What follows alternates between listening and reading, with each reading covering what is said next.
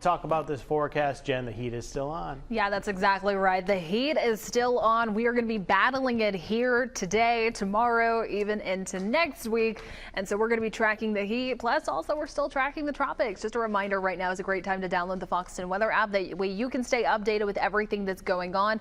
We update those forecast videos periodically throughout the day. And also, if you want to know what's going on with Ernesto, this is a great way to do so. You can check in on the track, see where the system is currently located, just on the north side there of Puerto Rico. There's San Juan, just barely starting to see some of that rain push away. But also you can check in on the track, see when and where it is expected to strengthen. But let's take a closer look at our forecast here locally. Again, it's hot out there. It's expected to stay that way. Another heat advisory is in effect all across the Gulf Coast for today. Even if your county is left out, it's just because you don't meet the very specific criteria needed. But regardless, it's going to be feeling like it's over 100 degrees. Now, forecast highs here, really seeing some of those mid to upper 90s, above average for this time of month, but the humidity taken into account with that, feeling more like 110 in some spots. Stay hydrated, take it easy, enjoy the AC.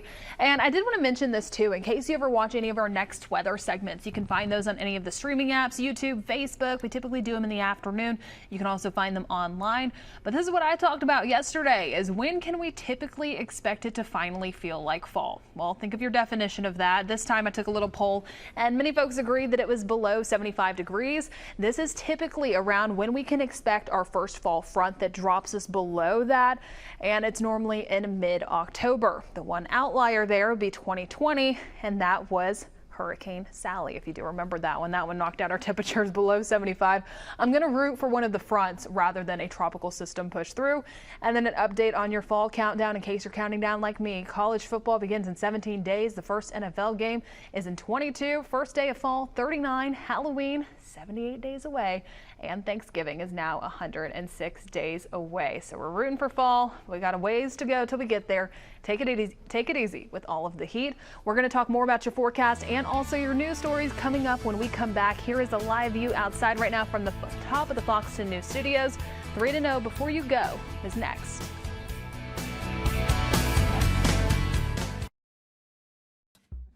Yeah, and the good news is that home that was washed down there, one of the neighbors had this combined Windex paper towel thing and was able to wipe it off afterward and fix the problem. They actually saw it just now on Fox 10 Midday, and they decided to buy it. I often wonder, though, like, how much damage did that home sustain? Probably a lot. Hopefully they had good insurance, but If it weren't imagine for the calling paper them towels. up and trying to explain that I one. know. That's wild. Yeah, no. Well, let's go ahead and take a final look at your full 7-day outlook. The forecast, a little wild, too. We are well above average for where we should be for the month of August.